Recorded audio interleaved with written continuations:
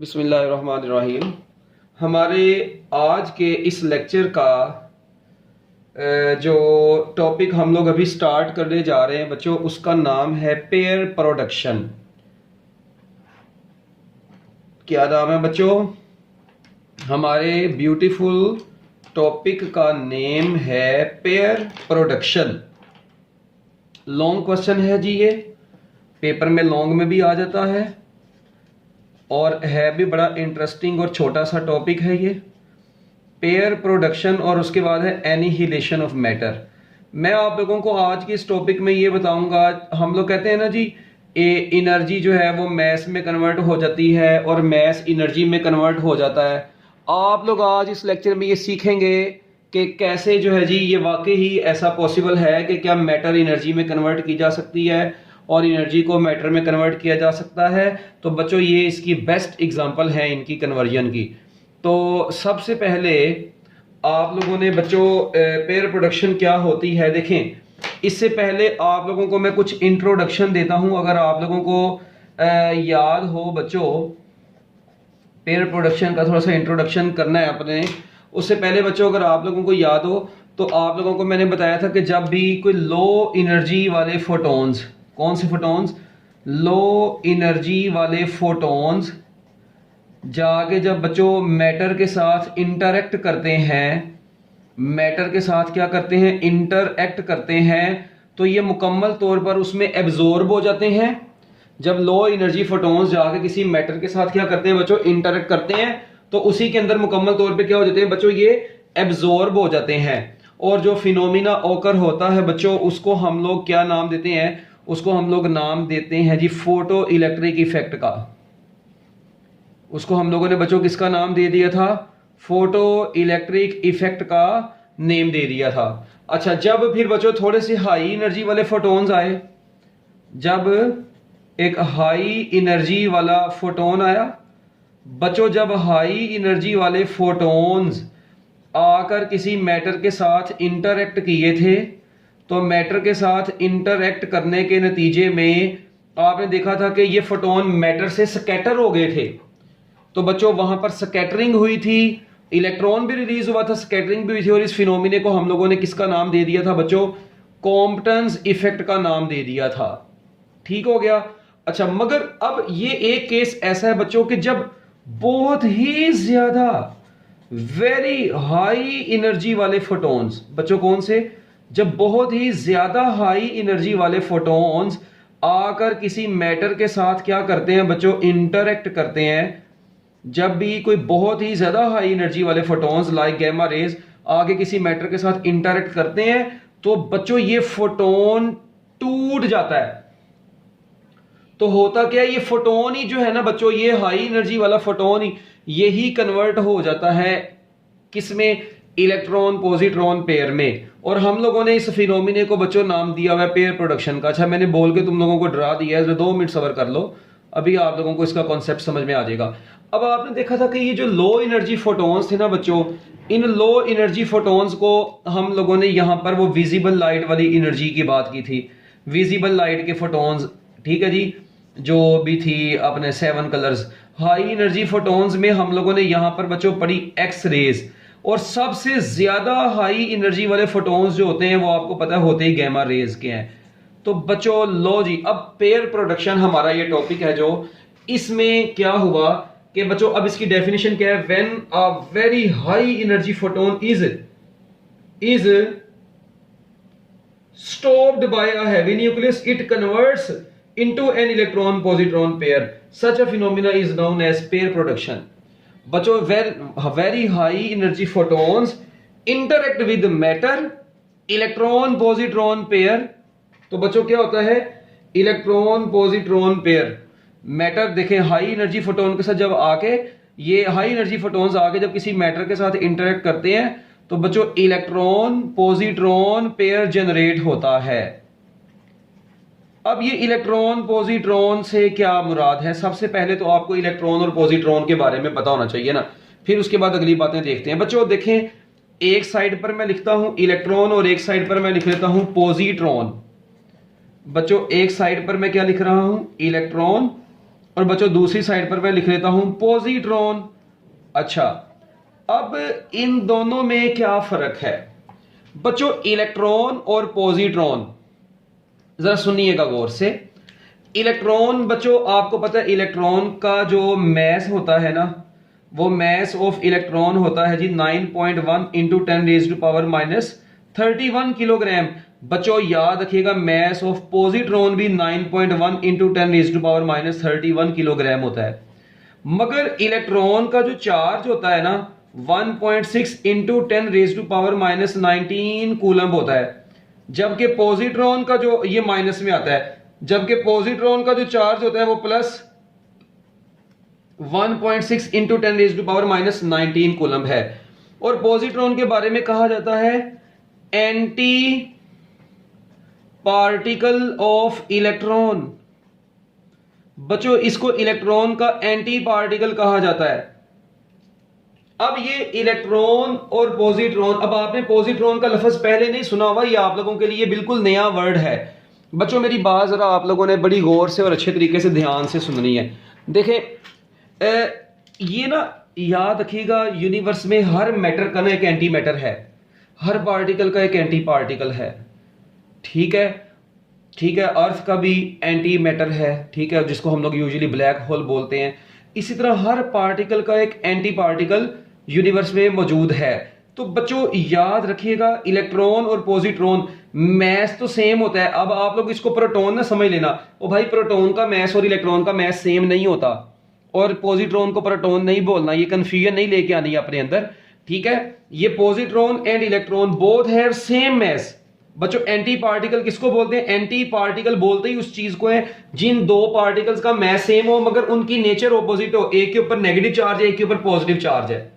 ठीक है, तो इनको बोलते हैं एंटी पार्टिकल। और क्योंकि पॉजिट्रॉन के ऊपर इलेक्ट्रॉन के ऑपोजिट चार्ज है और ये इलेक्ट्रॉन का एंटी पार्टिकल है, इसलिए इसको एंटी पार्टिकल ऑफ इलेक्ट्रॉन भी बोला जाता है, या इसको हम लोग जस्ट एंटी इलेक्ट्रॉन का नाम भी दे देते होते हैं, या हम लोग इसको जस्ट बच्चों एंटी इलेक्ट्रॉन भी बोल देते हैं। ठीक है, एंटी इलेक्ट्रॉन भी इसको बोला जाता है जी। यहां तक बातें समझ में आ गई। अभी देखते हैं कि कैसे गामा रे का फोटोन इलेक्ट्रॉन पॉजिट्रॉन पेयर में कन्वर्ट हो गया, कि डायरेक्ट ये गामा रे से इलेक्ट्रॉन पॉजिट्रॉन पेयर बना। इसकी बात मैं अब आगे करने लगा हूं जी। यहां तक अगर समझ आ गई तो हैंड रेज कर दे ताकि मैं आगे चल सकूं जी। बच्चों जल्दी जल्दी शाबाश, मिनट लगाओ। लो जी बच्चों, अब आप लोगों ने नेक्स्ट जो चीज यहां पर समझनी है और देखनी है वो क्या है? देखें, अभी मैंने आप लोगों को बताया बच्चों कि ये हुआ यहां पर कुछ इस तरीके से कि यहां पर बच्चों हमारे पास एक न्यूक्लियस मौजूद है। ऐसे न्यूक्लियस बच्चों ये मौजूद है, ये किसी भी मैटर का, ठीक है जी, किसी भी एटम का ये न्यूक्लियस है। बच्चों यहां पर क्या हुआ जी, फोटोन आया, वेरी हाई एनर्जेटिक फोटोन आया। ऐसे हाई एनर्जी वाला फोटोन आया बच्चों, जिसको हम लोगों ने गामा रे फोटोन का नाम दे दिया। बच्चों ये फोटोन आके जैसे ही इस न्यूक्लियस के साथ इंटरेक्ट किया तो ये फोटोन बच्चों दो हिस्सों में, दो पार्टिकल्स में टूट गया। इलेक्ट्रॉन और पॉजिट्रॉन पेयर बना दिया इसने, पॉजिट्रॉन और इलेक्ट्रॉन पेयर बच्चों बनाया।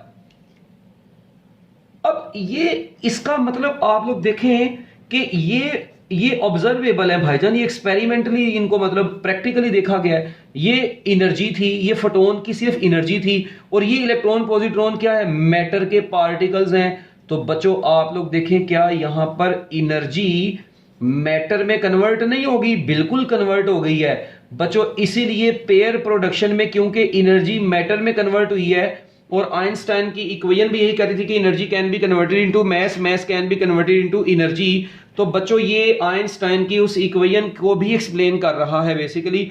हम लोगों ने इसीलिए इसका नाम, पेयर प्रोडक्शन का नाम, हम लोगों ने फिजिक्स की दुनिया में मटेरियलाइजेशन ऑफ एनर्जी भी रखा हुआ है। मटेरियलाइजेशन ऑफ एनर्जी भी इसको बोला जाता है। ठीक है, तो बच्चों मटीरियलाइजेशन ऑफ एनर्जी भी इसको हम लोग बोल देते हैं, मटीरियलाइजेशन ऑफ एनर्जी। अच्छा, अब आप लोगों ने बच्चों जो बात यहां पर समझनी है, अब बच्चे कहते हैं सर जी ये दो ही क्यों बने। बच्चों ये तो फिनोमिना है, ऑब्जर्वेबल है, ठीक है, आप लोग बस एक छोटी सी, अब बच्चे कहते हैं सर यहाँ पे न्यूक्लियस की जरूरत क्यों पड़ी। याद रखना है, पेयर प्रोडक्शन कैन नॉट ओकर इन वैक्यूम। क्या लाइन बोली मैंने, पेयर प्रोडक्शन कैन नॉट ओकर इन वैक्यूम। बच्चों वैक्यूम में पेयर प्रोडक्शन नहीं हो सकती, क्यों, क्योंकि वैक्यूम में ये न्यूक्लियस एग्जिस्ट नहीं करेगा। पेयर प्रोडक्शन कैन नॉट ओकर इन वैक्यूम, क्यों, क्योंकि वैक्यूम, इसको आपको पता है पेयर प्रोडक्शन के लिए ये एक न्यूक्लियस चाहिए होता है। आप लोग कहां से लेकर आएंगे ये न्यूक्लियस, स्पेस में या वैक्यूम में, तो बच्चों वहां पर तो ऐसा कोई न्यूक्लियस एग्जिस्ट ही नहीं करेगा, लिहाजा पेयर प्रोडक्शन वहां पर नहीं होगी। पेयर प्रोडक्शन वहां पे होगी जहां पर कोई गैमा रेज किसी चीज से टकरा सके। देखो जिस तरह आप लोग देखें, एक गिलास, शीशे का एक गिलास है, आपने उसको ना ऐसे हवा में पकड़ के ना छोड़ दिया, बच्चों क्या वो नीचे आता था हवा में टूट जाएगा चरसी? नहीं, वो ऐसे नहीं टूटेगा, वो जब आगे जमीन के साथ किसी भी चीज के साथ हिट करेगा तो टूट जाएगा अपने टोटों में। बच्चों इसी तरह ये गैमा रेज का photon, very high energy photon, जैसे इसके रास्ते में कोई आता है ये घुसा कर जाता है, फौरन टूट जाता है, ये फौरन टूट जाता है, इलेक्ट्रॉन पॉजिट्रॉन पेयर में टूट जाता है। ये इनकी एनर्जी इतनी हाई थी बच्चों, और इनकी स्पीड ऑफ लाइट थी, और इनकी एनर्जी इतनी हाई है कि बच्चों ये 1 मिनट नहीं लगाता न्यूक्लियस से इंटरेक्शन के बाद फौरन ये टूट जाता है, बिखर जाता है ये।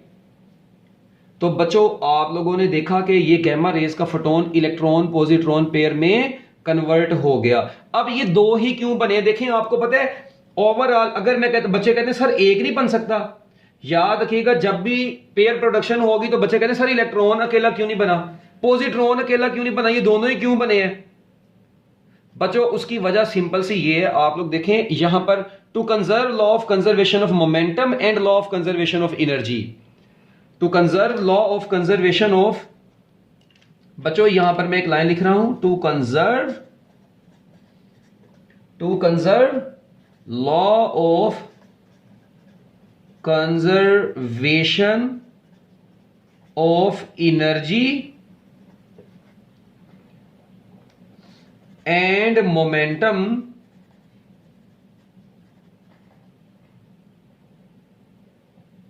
ठीक हो गया बच्चों। पेयर प्रोडक्शन में हमेशा एक पेयर इलेक्ट्रॉन पॉजिट्रॉन पेयर का बनेगा। देखें and law of conservation of charge भी लिख लें, and law of conservation of charge, लो जी, and law of conservation of charge. बच्चों मेरी बात सुनना जरा, बड़ी गौर से सुनना, बड़ी इंटरेस्टिंग चीज है, मैं आपको बताता हूं। देखें बच्चों होता पता क्या है, law of conservation of energy यहां पर कैसे ओबे करता है, और law of conservation of charge कैसे ओबे करता है, और law of conservation of momentum. बच्चों सबसे पहले तो देखें, आप मुझे एक बात बताएं, what is charge on gamma rays? जी बच्चों बोलें, आवाज आनी चाहिए मुझे सारों की, बोलते जाए कोई मसला नहीं है, बताएं what is charge on gamma rays, hurry up. Gamma rays पर चार्ज क्या होता है? Gamma rays are electrically neutral. अरे वो चरसी लोगों बोलते नहीं हो, gamma rays are electrically neutral, there is no charge on gamma rays. अच्छा मुझे बताओ, जब गैमा रेज के ऊपर चार्ज ही कोई नहीं है, अब लेफ्ट साइड पर चार्ज कोई नहीं है, राइट साइड पर अगर एक बनता तो बच्चों वो ओवरऑल तो चार्ज आ गया होना था। अगर अकेला इलेक्ट्रॉन बनता तो उसका कोई ना कोई चार्ज होना था, अगर अकेला पॉजिट्रॉन बनता उसका कोई ना कोई चार्ज होना था, मगर अब तो देखें इन दोनों का चार्ज मिलकर कैंसिल हो जाएगा, ओवरऑल अभी भी राइट हैंड साइड भी क्या है, बोलते नहीं हो, न्यूट्रल है। इसका मतलब ये देखें, ये देखो अगर आप लोग गौर से देखो, ये गैमा है, किस में कन्वर्ट हुआ, इलेक्ट्रॉन प्लस पॉजिट्रॉन में कन्वर्ट हुआ। अब मुझे ये बताओ, ये ओवरऑल ये भी न्यूट्रल है left side, overall right side भी न्यूट्रल है, इसका मतलब law of conservation of charge तो ओबे करे, दोनों साइडों का चार्ज सेम है, तो law of conservation of charge को ओबे करने के लिए ये मजबूरी है इनके दो बनना। बस आपके एफएससी लेवल तक इतनी सी रीजन ही आपके काम की है बस। उसके बाद बच्चों law of conservation of momentum, आपको पता है टोटल मोमेंटम लेफ्ट साइड का और राइट साइड का वो भी सेम होना चाहिए, ठीक है। जाहिर बात है ये फोटोन मूव कर रहे हैं, इनका भी कोई ना कोई मोमेंटम था, ये इलेक्ट्रॉन पॉजिट्रॉन पेयर मूव कर रहे हैं, उनका भी कोई ना कोई मोमेंटम है। तो बच्चों क्या नाम है, अपना इसके टूटने से पहले का मोमेंटम और टूटने के बाद का मोमेंटम वो दोनों क्या होने चाहिए, इक्वल होने चाहिए। उसके बाद law of conservation of energy, ये बड़ी इंटरेस्टिंग चीज है बच्चों। मुझे एक बात बताओ, इलेक्ट्रॉन का मैस आपको पता है 9.1 इंटू 10⁻³ kg होता है, पॉजिट्रॉन का मैस भी इतना होता है। अच्छा, आप लोग एक काम करें, इनकी एनर्जी तो कैलकुलेट करें। अगर मैं रेस्ट मैस एनर्जी कैलकुलेट करता हूं, आपको पता है इलेक्ट्रॉन का मैस होता है 9.1, उसको रेस्ट मैस बोलते हैं, c² इसकी एनर्जी होगी बच्चों। इसकी भी एनर्जी m0c² होगी। अच्छा, एक काम करो बच्चों, आपको पता है मैस होता है 9.1 इंटू 10⁻³ किलोग्राम, c होता है 3 इंटू 10⁸ का होल स्क्वायर। बच्चों इसको सोल्व करेंगे ना जब आप लोग, तो आपके पास एनर्जी आएगी पॉजिट्रॉन की। किसकी एनर्जी आएगी बच्चों, पॉजिट्रॉन की एनर्जी आएगी। अब मेरी बात सुने, rest mass energy of electron and positron, ये देखें इसी तरह इसकी भी निकालनी है। मैं इधर करके निकाल देता हूं ताकि कई लोगों को दोहराना पड़ जाए। देखें, rest mass energy of positron, E के ऊपर प्लस का साइन लगा रहा हूं तो पॉजिट्रॉन, इसको समझना है। इसी तरह rest mass energy of electron, ठीक है बच्चों। मुझे ये बताएं rest mass energy of positron क्या होगी बच्चों। Rest mass of energy of positron जो होगी बच्चों, वो 0.51 मेगा इलेक्ट्रॉन वोल्ट होती है। पॉजिट्रॉन की भी 0.51 मेगा इलेक्ट्रॉन वोल्ट होती है। वो कैसे होती है, आप लोग इसको कन्वर्ट करेंगे ना, 0.51 मेगा इलेक्ट्रॉन वोल्ट आ जाएगी। इसको भी कन्वर्ट करेंगे 0.51 मेगा इलेक्ट्रॉन वोल्ट आएगी। अब इनको कन्वर्ट कैसे करना हो भाई, देखो इनको मल्टीप्लाई करो, आंसर आपका जूल में आएगा। उस जूल को बाद में आप लोगों ने बच्चों किस में कन्वर्ट कर लेना है, इलेक्ट्रॉन वोल्ट में कन्वर्ट कर लेना है। ठीक हो गया, कन्वर्ट कर लेंगे आप लोग, तो मेरा ख्याल है इलेक्ट्रॉन जूल से इलेक्ट्रॉन वोल्ट में कन्वर्ट करेंगे तो आपके पास ये आ जाएगा। तो बच्चों इसका मतलब है टोटल एनर्जी कितनी हो जाएगी, फिर मुझे बताएं। इसका मतलब है इन दोनों को अगर मैं ऐड करूं तो टोटल एनर्जी कितनी होगी, टोटल एनर्जी हो जाएगी 2m0c²। ये देखें, ये हमने निकाली है m0c² से, ये भी निकाली थी m0c² से, तो ये 2m0c² तो 0.51 मेगा इलेक्ट्रॉन वोल्ट। जब आप लोग इन दोनों को मल्टीप्लाई करवा देंगे आपका आंसर आ जाएगा 1.02 मेगा इलेक्ट्रॉन वोल्ट, जिसको मेव बोलते हैं। मेगा इलेक्ट्रॉन वोल्ट को मेव भी बोलते हैं। तो बच्चों आप लोग देखें, इसका मतलब इन दोनों की टोटल एनर्जी कितनी है, 1.02 मेगा इलेक्ट्रॉन वोल्ट है। अच्छा, अब बच्चे ना अक्सर यहां पर ये सोच रहे हैं कि मैंने रेस्ट मैस एनर्जी क्यों निकाली।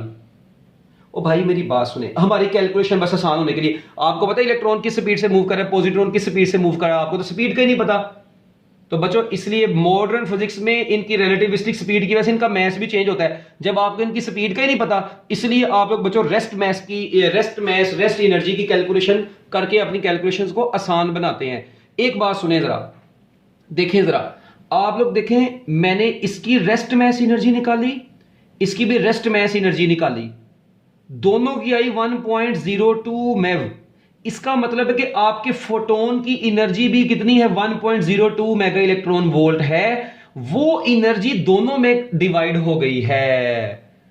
इसका मतलब इलेक्ट्रॉन पॉजिट्रॉन पेयर जनरेट करवाने के लिए आपके फोटोन की एनर्जी कम से कम कितनी होनी चाहिए, 1.02 मेगा इलेक्ट्रॉन वोल्ट से ज्यादा होनी चाहिए, ये इसका इक्वल होनी चाहिए। देखें अगर एग्जैक्टली इक्वल होगी, अब सुनिए इधर बच्चों, इलेक्ट्रॉन पॉजिट्रॉन पेयर बनाने के लिए आपके फोटोन की एनर्जी कितनी होनी चाहिए। अगर पेपर में एमसीक्यू पूछ लूं, बताओ जल्दी जल्दी बोलो मेरे साथ साथ। अगर इलेक्ट्रॉन पॉजिट्रॉन पेयर बनाना है तो बताएं जी कितनी एनर्जी होनी चाहिए। Yes, 1.02 mega electron volt energy होनी चाहिए। अगर इससे कम होगी तो बच्चों पेयर प्रोडक्शन होकर ही नहीं होगी। ये आपने देख लिया, क्योंकि मिनिमम इनकी एनर्जी इतनी आ गई। इसका मतलब अगर इस फोटोन की एनर्जी इससे कम हुई तो पेयर प्रोडक्शन नहीं होनी। अच्छा, अब इसके इक्वल होगी तो इलेक्ट्रॉन पॉजिट्रॉन पेयर तो बन गया, ठीक है। अगर बच्चों इस फोटोन की एनर्जी ज्यादा होगी ना, अब तो बच्चों इनकी रेस्ट मैस एनर्जी प्लस उसके बाद जितनी एनर्जी ज्यादा होगी, देखें सपोज करें 1.02 से 10 ज्यादा है, ठीक है। अब क्या होगा, उसमें से 1.02 तो इनको बनाने में लग जाएगी, ठीक है, और बाकी इनकी काइनेटिक एनर्जी में कन्वर्ट हो जाए, मतलब इनकी काइनेटिक एनर्जी बन जाएगी बाकी। जाहिर बात है ये मूव भी तो कर रहे होंगे, तो वो बाकी एनर्जी इनकी काइनेटिक एनर्जी कहलाएगी। अब देखिए आपको इनकी मोशन का नहीं पता था, इसलिए आप लोगों ने रेस्ट मैस एनर्जी की कैलकुलेशन की अपनी कैलकुलेशन को आसान बनाने के लिए। यहां तक बातें समझ में आ गई हैं तो हैंड रेज करें। अब देखें इसका मतलब जितनी इसकी एनर्जी होगी उतनी ओवरऑल एनर्जी यहां पे भी होगी। 1.02 इसमें गुजर जाएगी पेयर प्रोडक्शन करवाने में, और बाकी जो है बच्चों उसकी काइनेटिक एनर्जी में गुजर जाएगी। हरी अप, हैंड रेज, जल्दी जल्दी मिनट लगाओ, चर्सी लोगो जल्दी जल्दी करो। हाँ गुड। सर हम ये भी तो कह सकते हैं कि गामा रेस इलेक्ट्रॉन और पॉजिट्रॉन से बनी है। पुत्र नहीं, वो मैं आपको बताता हूं, कह सकते हैं मगर अभी नहीं कहेंगे, अभी सिर्फ 2 मिनट सुकून कर लो। अभी मैं आपको अगला टॉपिक पढ़ाऊंगा एनिहिलेशन ऑफ मैटर, उसके अंदर मैं बताऊंगा कि इलेक्ट्रॉन पॉजिट्रॉन पेयर दोबारा मिलकर गैमा भी बनाते हैं। यस बनाते हैं, वो मैं भी बताता हूं आपको। तो बच्चों इसका मतलब है मैं कह सकता हूं कि पेयर प्रोडक्शन के लिए, बच्चों इसका मतलब पेयर प्रोडक्शन के लिए मिनिमम, ठीक है जी, एनर्जी तो 1.02 है, और मैक्सिमम कितनी होनी चाहिए बच्चों? मैक्सिमम देखें फॉर पेयर प्रोडक्शन,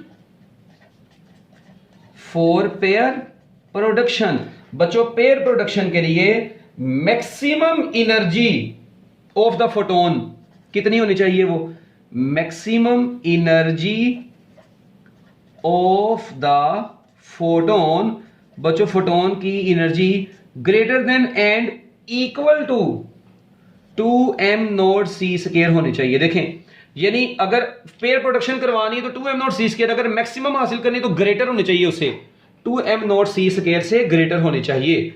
ठीक है, एक ये बात आप लोगों ने याद रखनी है, बड़ी इंपॉर्टेंट एमसीक्यू के हवाले से। और दूसरा बच्चों इसका फाइनल एक रिलेशन आता है फिर हमारे सामने। इसका मतलब है कि आपके फोटोन की एनर्जी ने किस में कन्वर्ट होना है? अब एनर्जी ऑफ फोटोन ने 2 चीजों में कन्वर्ट होना है बच्चों। किस किस में? एक तो बच्चों energy required for the pair production में, energy required for pair production, energy required for pair production. और बच्चों दूसरा काइनेटिक एनर्जी, किस की काइनेटिक एनर्जी? इलेक्ट्रॉन की, और फिर काइनेटिक एनर्जी ऑफ पॉजिट्रॉन। तो बच्चों इसका मतलब है आपके फोटोन की एनर्जी अगर HF है तो वो कन्वर्ट होगी 2m0c² plus kinetic energy of positron plus kinetic energy of electron. तो लो जी बच्चों ये आप लोगों के पास फाइनल एक इक्वेशन आ गई है जिसको पेयर प्रोडक्शन की इक्वेशन बोलते हैं। इसका मतलब अगर 1.02 होगी, अगर 1.02 होगी ये, तो बच्चों ये इनकी काइनेटिक एनर्जी 0 होगी और सारी की सारी एनर्जी उनकी रेस्ट मैस एनर्जी आ जाएगी। और अगर वो 0 नहीं हो, 1.02 से ज्यादा होगी तो रेस्ट मैस एनर्जी के बाद उनकी वो डिवाइड होगी बाकी इनकी काइनेटिक एनर्जीज में। जी बच्चों ये था आपका पेयर प्रोडक्शन का छोटा सा एक टॉपिक जो कि मेरी तरफ से खत्म हो गया। मेरा बोला हुआ एक एक लफ्ज किताब के अंदर लिखा हुआ है। ओके बच्चों डन। हैंड रेज कर दो भाई, किधर से मुंह उठा के आगे। तो ऑनलाइन में पढ़ाना तुम लोगों को अजाब का काम है यार, मैंने हिसाब लगाया तुम लोगों का। बहुत ही तुम लोग ना अजीबो गरीब किस्म के लोग टकरे हो। जी सर। सर अगर एनर्जी प्रोडक्शन होगी तो फिर वो दोबारा कंबाइन कर देंगे। मेरी बात सुने, ये देखो इधर। ओ भाई यहां पर एक क्वेश्चन जरूर बनता होता है, बच्चे कहते हैं सर जी न्यूक्लियस। ओ भाई न्यूक्लियस तो इंटरेक्शन के लिए यूज हुआ बस। न्यूक्लियस के अंदर प्रोटॉन्स हैं, हमें उससे कोई गर्ज नहीं है। उसके बाद इसका भावे बेड़ा गर्क हो गया, जो मर्जी हो गया, हमारा ताल्लुक किससे था? इसकी एनर्जी से, और इससे जो ये बना। ठीक है, न्यूक्लियस बच्चों मेरी बात सुने, मैंने यहां पर एटम क्यों नहीं लिखा? उसकी वजह यह है कि देखें, ये देखें ना, ये फोटोन उसके अंदर से इलेक्ट्रॉन को निकलवा भी सकता है। अब आप लोग बाद में कैसे जज करेंगे कि वो इलेक्ट्रॉन इस मेटल का है या ये उसमें कन्वर्ट हुआ है, इसकी एनर्जी कन्वर्ट हुई है? तो इसीलिए मैंने यहां पर न्यूक्लियस का लफ्ज लिखा। न्यूक्लियस में कौन सा इलेक्ट्रॉन होगा? क्या ख्याल है? इसका मतलब न्यूक्लियस में इलेक्ट्रॉन नहीं है, ये फोटोन कन्वर्ट हुआ है बेसिकली इलेक्ट्रॉन पॉजिट्रॉन पेयर में। ये तो जस्ट इंटरेक्शन के लिए यूज हुआ है बस। टक्कर हुई, टक्कर होने के बाद ये टूट गया। इसका क्या हुआ? That is not our topic, that is not our concern. What will happen with the nucleus? ये एनर्जी को एब्जॉर्ब कर लेगा, जो मर्जी करे। इसने एनर्जी को एब्जॉर्ब करके बाद में आपको ये प्रोवाइड कर दी electron positron pair. It is just use for the interaction. No more discussion we will do on this topic. Okay ओ भाई ठीक है जी। जस्ट तो मैंने बताया तो है, न्यूक्लियस कोई भी एटम का हो बस होना जरूरी है। Without nucleus you can not achieve pair production. बस बात खत्म जी बॉयज। सर जी लो जी बच्चों, अब हमारा जो नेक्स्ट टॉपिक है उसका नाम है एनिहिलेशन ऑफ मैटर। बच्चों ये छोटा सा टॉपिक है, बड़ा इंटरेस्टिंग है ये भी। बस 1 मिनट पुत्र ये सुन लें आप लोग, इसके बाद एंड पर। अब annihilation of matter, annihilation of matter. बच्चों एनिहिलेट का मतलब होता है डिस्ट्रॉय होना किसी चीज का। याद रखिएगा फिजिक्स में जब भी कोई भी मैटर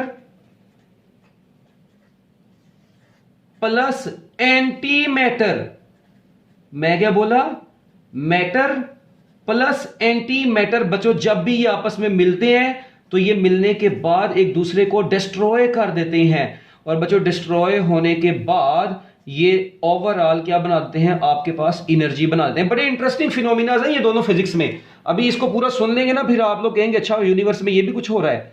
बच्चों मैंने ये बोला कि जब भी कोई भी मैटर और एंटी मैटर एक दूसरे के साथ मिलते हैं तो ये एक दूसरे को एनिहिलेट कर देते हैं। एनिहिलेट का मतलब एक दूसरे की तबाही मचाते हैं। और बच्चों उस तबाही के नतीजे में आपको क्या मिल जाती है, एनर्जी मिल जाती है। देखें यूनिवर्स में आपको पता है, सपोज करें यहां पर कहीं पर आप हैं, ठीक है जी, ये आप लोग हैं जी यूनिवर्स में कहीं पर भी।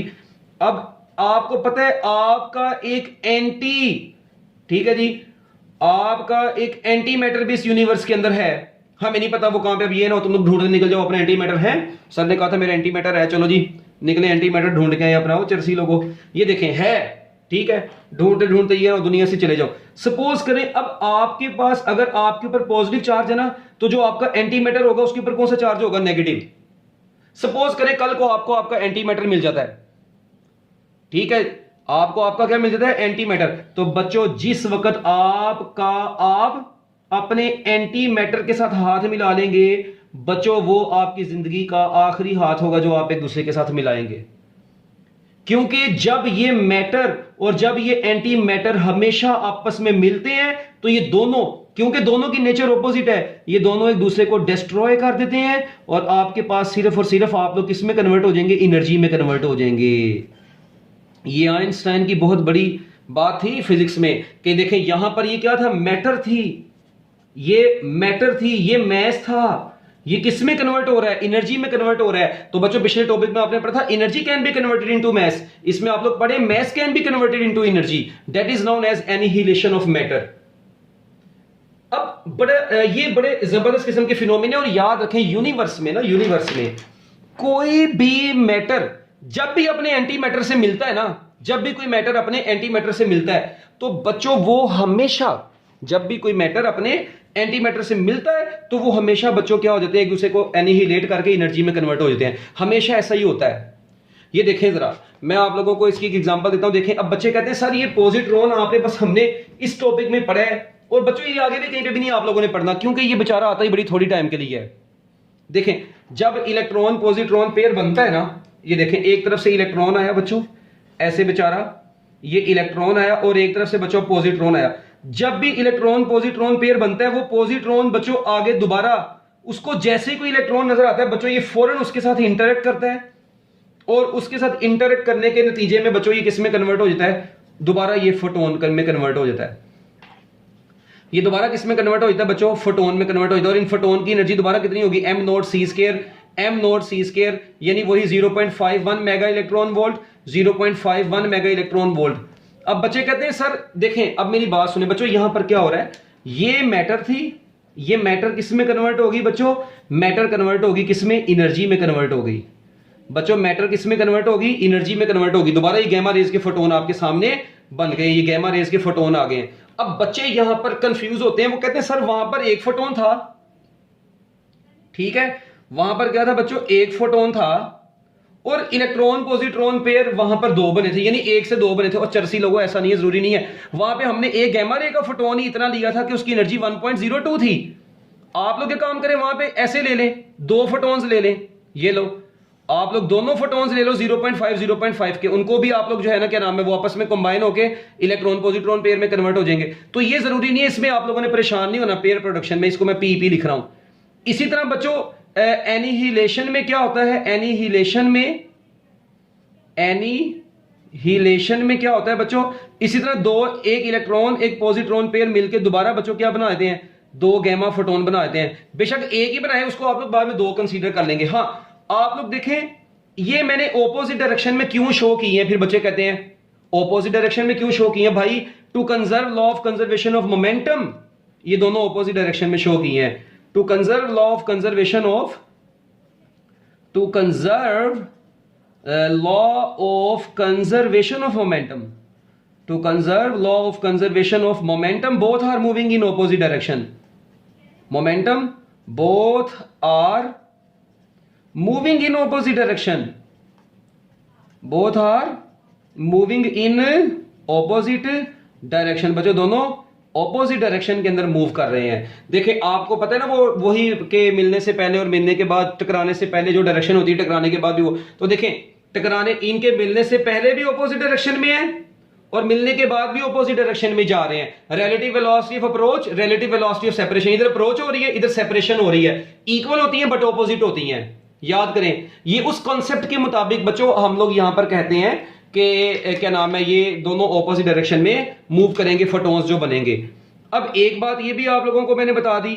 अब एक बात बच्चों आप लोगों ने और जरा सुननी, इसका मतलब ये होगा कि ये इलेक्ट्रॉन पॉजिट्रॉन पेयर मिले और बच्चों दोबारा कितनी एनर्जी बना दी।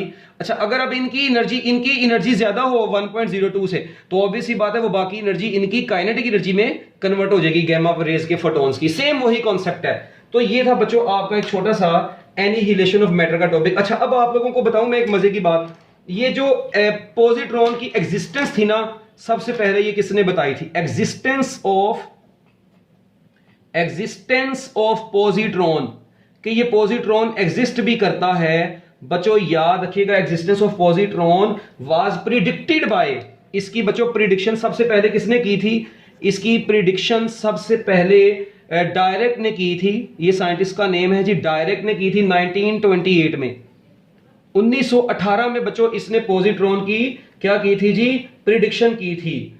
और बच्चों उसके बाद कार्ल डेविड एंडरसन, उसके बाद बच्चों कौन आया जी, आपके अंकल कार्ल डेविड एंडरसन।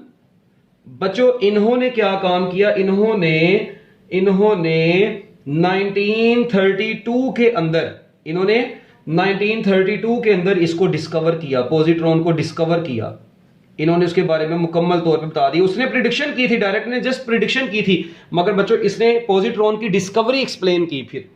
ठीक है, तो ये आप लोगों ने याद रखना है। और बच्चों इनको आपको पता है फिर इनको नोबेल प्राइज से नवाजा गया 1936 में। 1936 में इनको किससे नवाजा गया बच्चों, एक नोबेल प्राइज मिला इस चीज के ऊपर। तो ये इस चैप्टर में याद रखना, जिस साइंसदान को जोन से नोबेल प्राइज मिला हुआ है ना, मतलब नोबेल प्राइज मिला किस डेट में, ये तो बच्चों इनको नोबेल प्राइज मिला था। और इन्होंने बताया था कि ये जो डिस्कवरी इन्होंने की थी इन कॉस्मिक रेज, ठीक है जी, कॉस्मिक रेज के अंदर इसकी डिस्कवरी हुई थी। कॉस्मिक रेज एक अलग से टॉपिक है, कॉस्मोलॉजी से डील करती है ये चीज, ठीक है।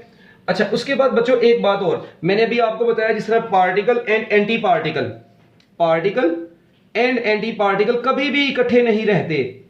पार्टिकल एंड एंटी पार्टिकल, जब भी किसी एंटी पार्टिकल को उसका पार्टिकल मिल गया बच्चों, वो दोनों एक दूसरे को एनिहिलेट कर देते हैं और वो किस में कन्वर्ट हो जाते हैं, एनर्जी में कन्वर्ट हो जाते हैं। तो बच्चों याद रखिएगा particle and anti particle can not exist together. बच्चों कभी भी ये इकट्ठे नहीं रह सकते एक जगह पर, ठीक है। ये हमेशा एक दूसरे के साथ क्या करेंगे, मीट करेंगे, और मीट करने के बाद बच्चों ये क्या हो जाएंगे, किस में कन्वर्ट हो जाएंगे, एनर्जी में कन्वर्ट हो जाएंगे।